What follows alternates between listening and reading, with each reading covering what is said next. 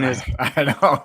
Hey, Hawkeye fans, Chad Leistikow of the Des Moines Register, Tyler Tachman of the Des Moines Register. I was about to tweet our live link, but we just got going. Dargan just hit the button. So, Tyler, take it away. What are we going to talk about today?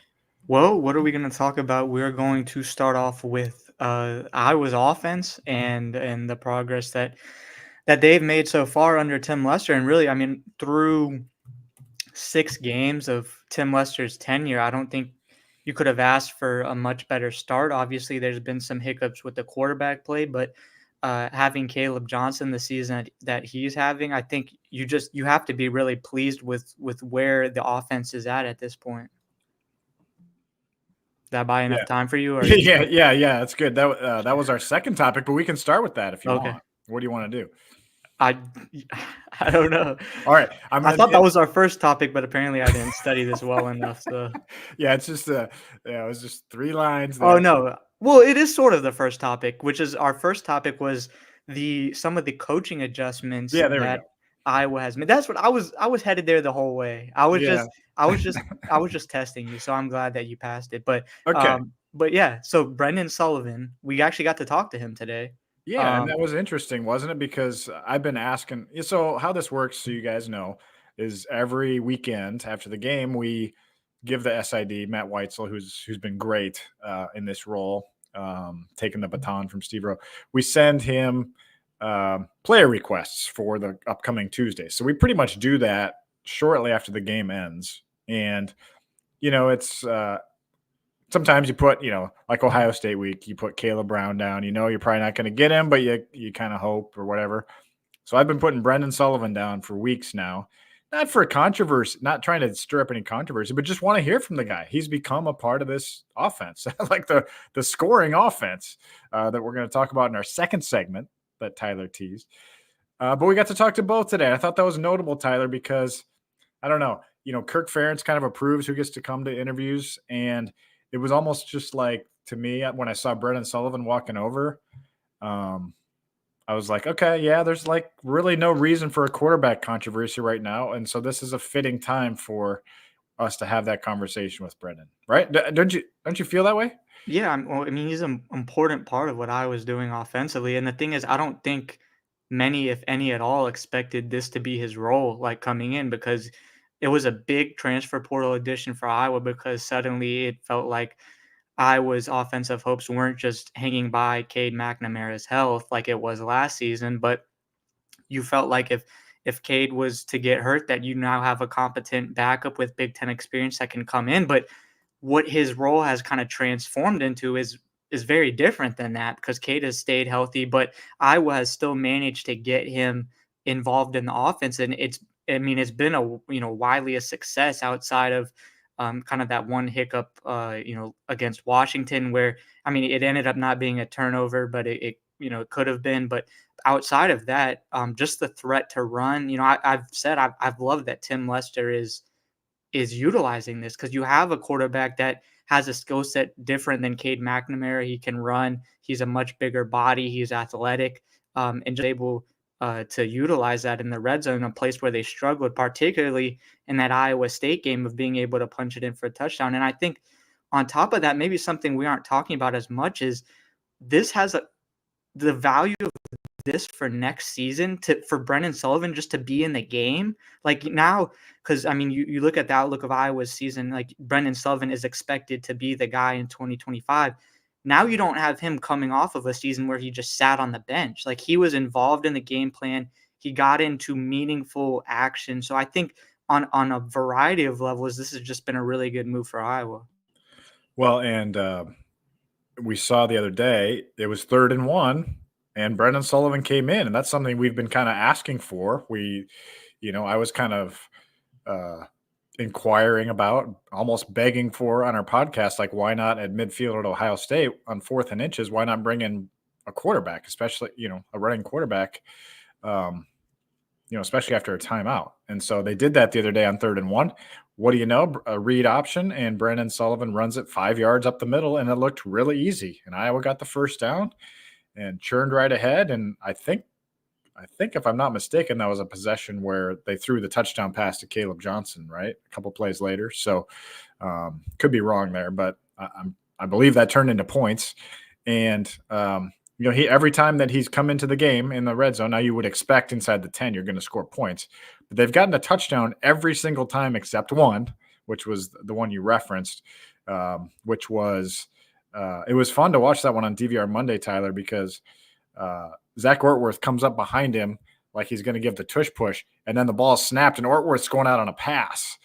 And it was clearly a passing play. Brendan Sullivan did say it was a pass, and I think they just got a little jumpy there. But it kind of goes to the point of this topic, which is, hey, credit Tim Lester for finding creative solutions to red zone problems in the offense, but also potentially to the short yardage issues that Iowa has had for years in this offense. I mean, for years, Iowa has had no good offense on 3rd and 2, 4th and 1, 4th and 2, 3rd and 2, 3rd and 1. Now they have an answer there right now. And I liked what you asked the question to Ferentz about, like, where did that come about? But it was a pretty lousy answer, I would say. But obviously it comes from Lester. And I also think that's important for Iowa fans to hear, because Ferentz said in that answer that, hey, we're just following Lester. This is all him. This. There is collaboration, yes, but this whole offense is all Lester. Yeah, I think that was it was enlightening, not so much in the sense of like how that red zone offense got started, but more so of like, that was a question we had coming in of, is Kirk Ferentz going to kind of keep his hands off the offense and let whoever he hires as offensive coordinator take the reins? And it seems like, I mean, I'm sure there's things in terms of aggressiveness on, certain instances where Kirk Ferentz, he's going to be the last one to make that decision. But in terms of like the X's and O's and personnel of the offense, like that's Tim Lester, and Kirk Ferentz is letting Tim Lester do his job.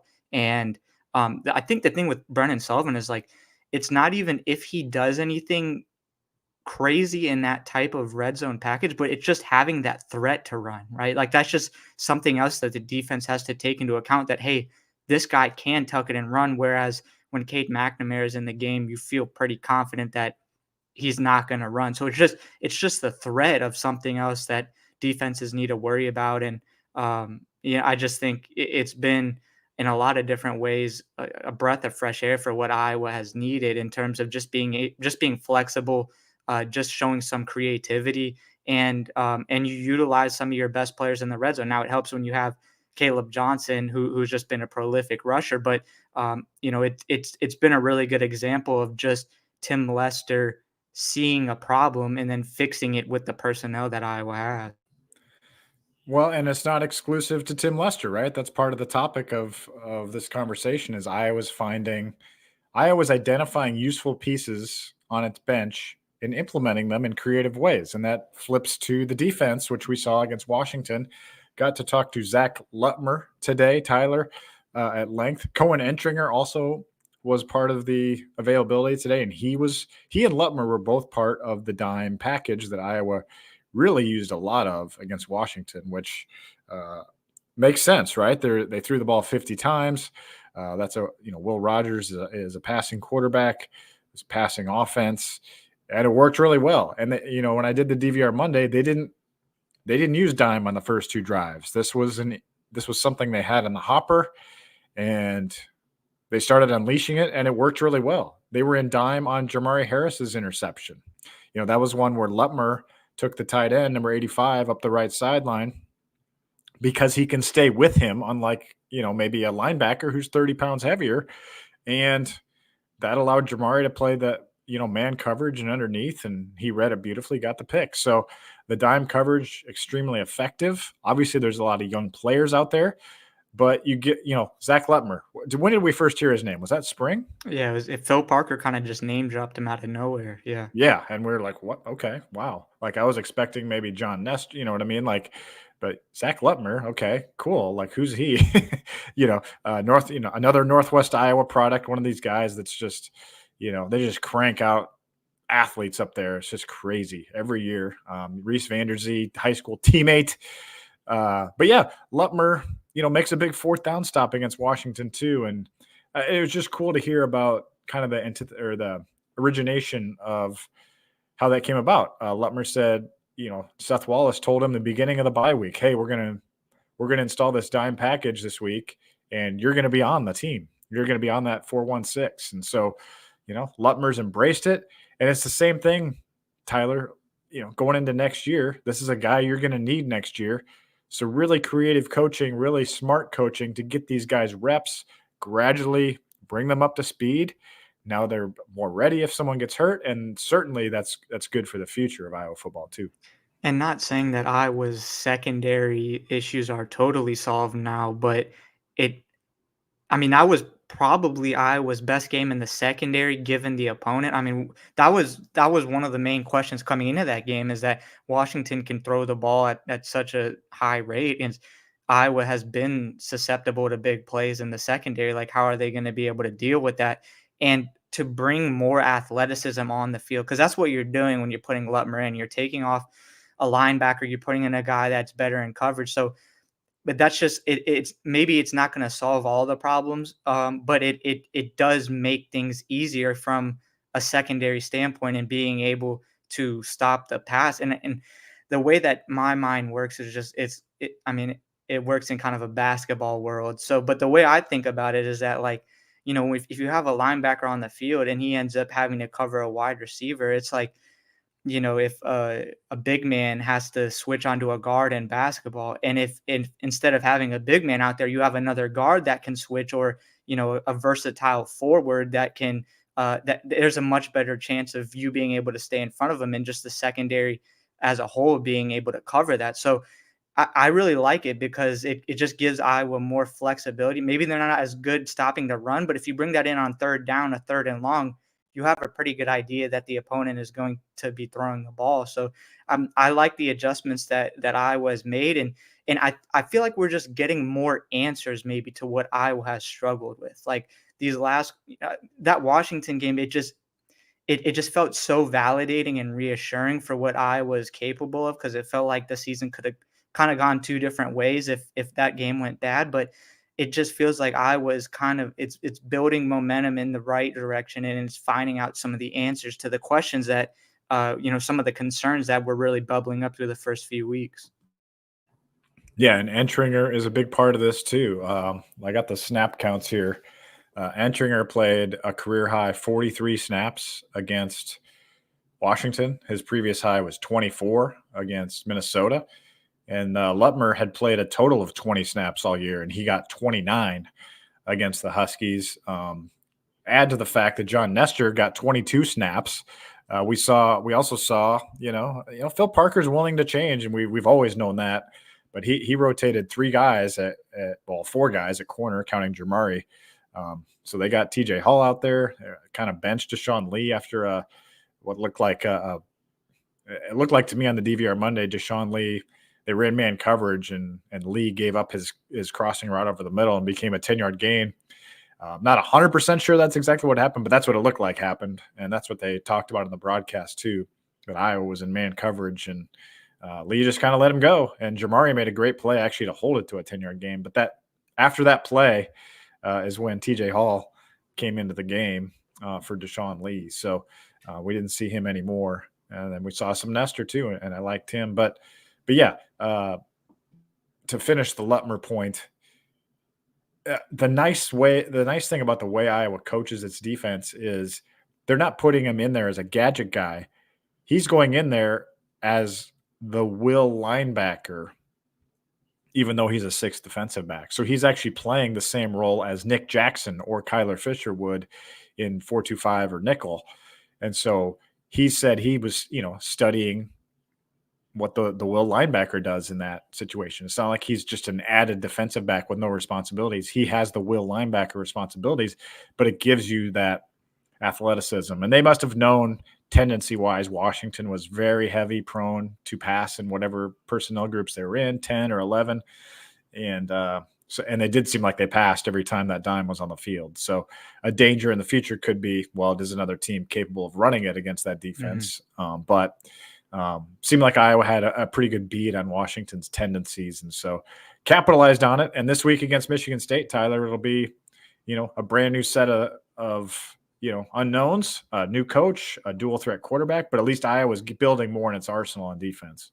Yeah, maybe the defense is just going to be kind of by committee, because I don't know if, even though Phil Parker name dropped Zach Lutmer, I'm not sure we envisioned him being a meaningful part of the defense this season. And maybe we saw, or we thought that Phil Parker would land on one defensive back that was going to play opposite of Jamari, but and maybe the fact that you felt like Xavier Wampa was going to be the guy, at safety alongside with Quinn Schulte, but there's a lot of different pieces that I was kind of plugging in, and maybe this is just how Iowa's defense is going to be this year. Maybe there's not going to be one guy at every position that is just the guy the entire season. They might have rotating pieces, and the upside too is that you can keep guys fresher, right? If they're not on the field for the entire game, if you're splitting some snaps between Cohen Entringer and Xavier Wampa, later in the season, you hope that might be able to just keep guys healthier, keep guys fresher. And yeah, it maybe there isn't one solution to Iowa's defense this year. Maybe it's a lot of different solutions. Yeah, and Wampa had maybe one of his best games as a Hawkeye. He had 10 tackles. He played 55 snaps. That's a reflection on Washington running 80 plays on offense to Iowa's 51, by the way. But it gave the guys a lot of reps on defense. All right, second topic. We weren't kind of long on the first one, but it was a good one, which is the Tim Lester offense ahead of schedule, Tyler? The play I want to highlight to start this segment is the 33-yard touchdown pass to Dayton Howard, which matches the longest pass play of the season for the Hawkeyes still, tying the Caden Weechin throw from earlier in the year. I think it was against Troy. And so Cade McNamara and Dayton Howard both talked about that play today. That was a play they've had in the hopper since April, and that was something that McNamara said, they've been working on, and Lester's been waiting and waiting and waiting for the opportunity to call that play against the right look. And they hit it. And that's like one of those things where it's like, McNamara was talking about how that's the kind of like progress you want to see with this offense. Like something we worked on, we're waiting for it. It hit, it connected, it was a touchdown. What the deal was on that play was Iowa's wide receivers, including Dayton Howard, have been blocking a lot this season, right? They've been setting this up for a while. And so the defensive backs expected those guys to be blocking. They gave the play action look to Caleb Johnson. The safeties come up, and instead of getting crunched with a block, they're getting hit over the top with, kind of a deep cross from Dayton Howard, and McNamara put the ball on the money. 33-yard touchdown. It looked super easy, and that's kind of the way you build this off the run game. So progression. The stats are very impressive. I've itemized a lot of those in my thoughts column today, but I don't know. What do you think? Lester offense ahead of schedule? Yeah, I mean, I think if there was a statistic for it, Caleb Johnson probably deserves the assist on that, because that's just kind of a good example of what the gravity that his game, kind of has become. And that also brings me to the point of, like, I think last season we talked about Cade McNamara staying healthy is basically Iowa's number one priority. If you had to pick one guy to stay healthy for the entire season, it would be him. I think this season it's Caleb Johnson, because he just does so much for Iowa's offense, whether it be in the passing game and especially in the running game. Iowa just doesn't have anyone else that you can kind of replicate what he's doing right now. So keeping him healthy is got to be the number one priority in terms of, can Iowa continue to sustain this offensive success? Because the way my mind's working, and I don't know if fans are necessarily thinking about this at this point, but like at some point Caleb Johnson's going to be gone. Like, can Iowa continue to build momentum offensively without him? Because there's a day, possibly at the end of the season, if he decides to move on to the NFL, that Iowa's going to have to deal with life after Caleb Johnson. Now, I know I'm getting way ahead here, but that's just a reality that I was going to have to deal with. But no, I think, in terms of just the offense as a whole, you feel good about where the O-line has been, how the O-line has been playing. Even the receivers, that was a position group that we had a lot of questions about coming in, especially with John Budmeyer, a new position coach, getting promoted internally. But they've shown some encouraging flashes, enough to where I would say the receiving group has been ahead of schedule from what we expected. The kind of really Reese Vandersee bursting onto the scene in the opener. Jacob Gill has been good. Then you see a flash like this from Dayton Howard. So it's hard to, 6 games into the Tim Lester for, it's hard to see this going a lot better than it is right now. I think the passing game could be better than you would hope, but or better. You would wish it could be better, but other than that, I mean, it's just a lot of positives right now about Iowa's offense, which is something that we really haven't, been able to say about Iowa's offense the last few seasons.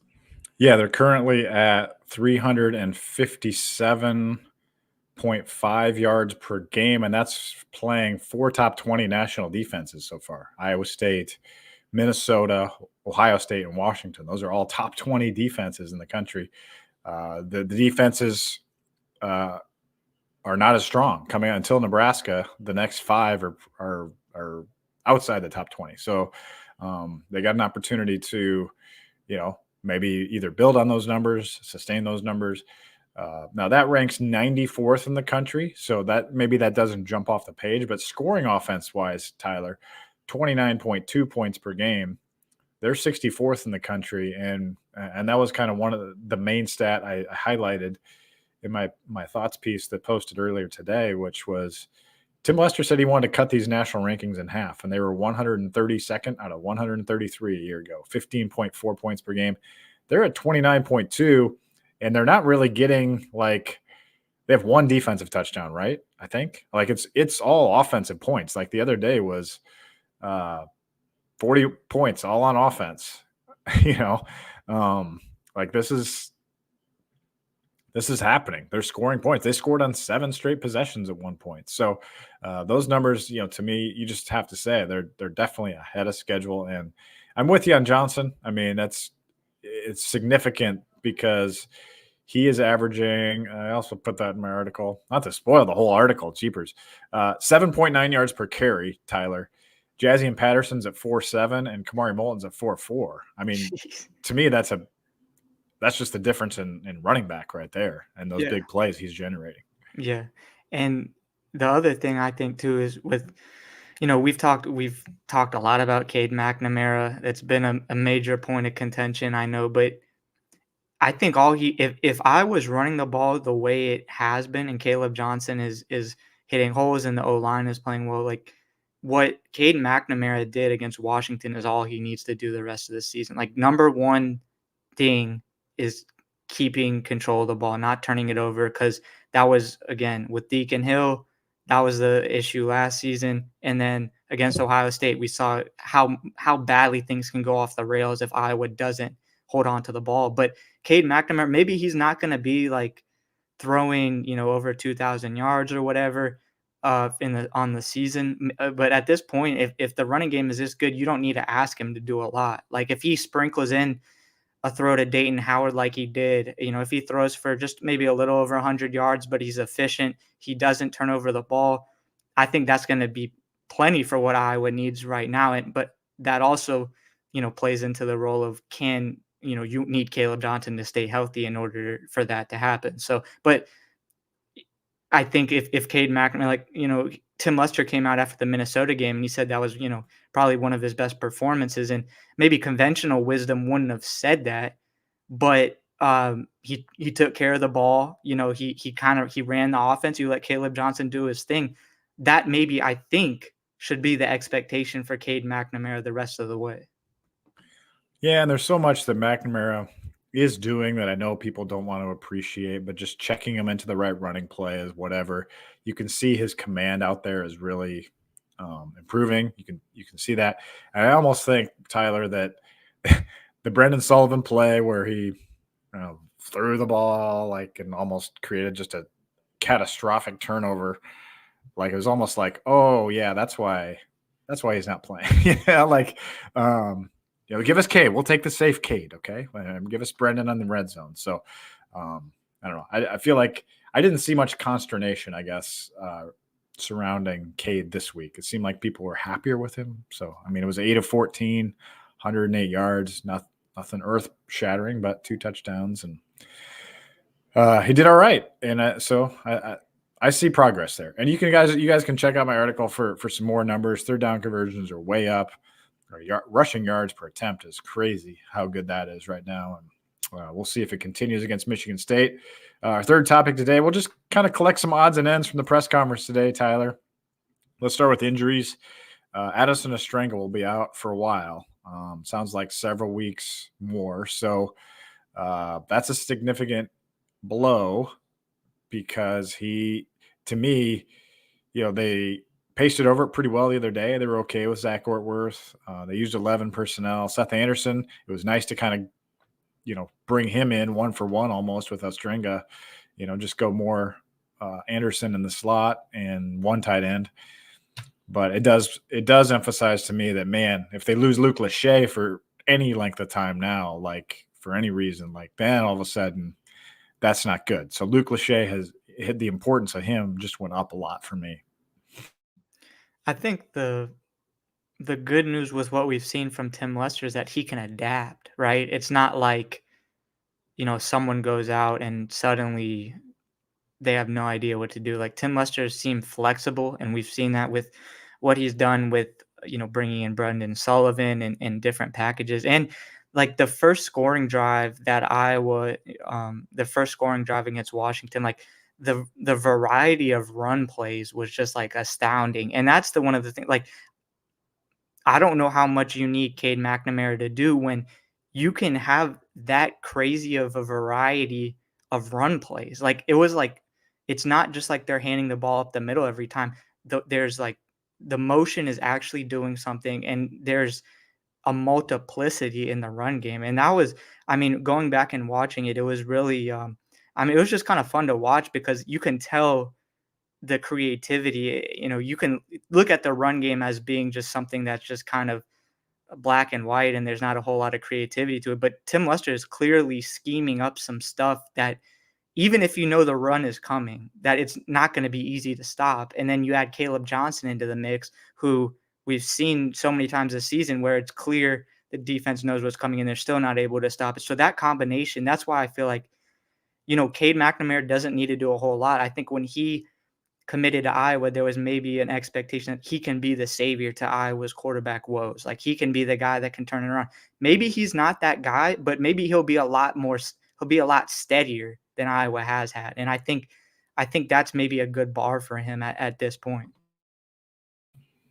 Yeah, that's the NFL Shanahan system is creativity in the run game. You see that in the NFL all the time. It's hard to do. It's hard to pull off at the college level, but yeah, that first scoring drive was a tremendous example. And I'm glad you tweeted out the compilation there. People should check that out on Tyler's Twitter feed if they haven't already, because that was really impressive. Another injury of note, Bo Stevens, the starting left guard, is out this week.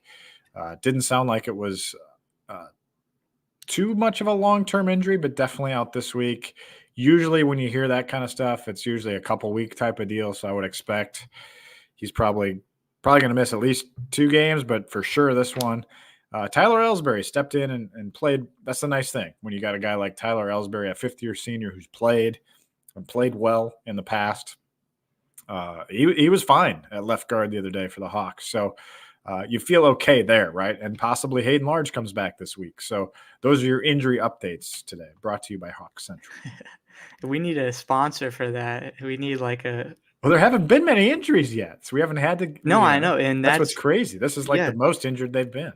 Well, I think the good, for how bad it was last season with the injuries, they've been able to stay relatively healthy. But the other thing is, I just feel like I was more equipped to deal with those types of injuries because, 2 years ago, could Iowa's offensive line dealt with, losing a starter on the offensive line? Now you feel comfortable with multiple guys coming off of, not non-starters being able to come in and fill that role. And it was really no noticeable drop off at all when that change was made. So it was that, I think, speaks to credit to George Barnett, but also it's just Iowa's offense in the pieces, around what Tim Lester has is just in a better spot than it has been maybe 2 seasons ago. And speaking of offensive line coaches, Tyler, one final tidbit from the press conference was Kirk Ferentz revealing his secret dream. Now, you're not supposed to say your secret dream, right? He said he would like to be an offensive line coach before he retires. So Is that a little? What'd you think of that when he said I mean, that?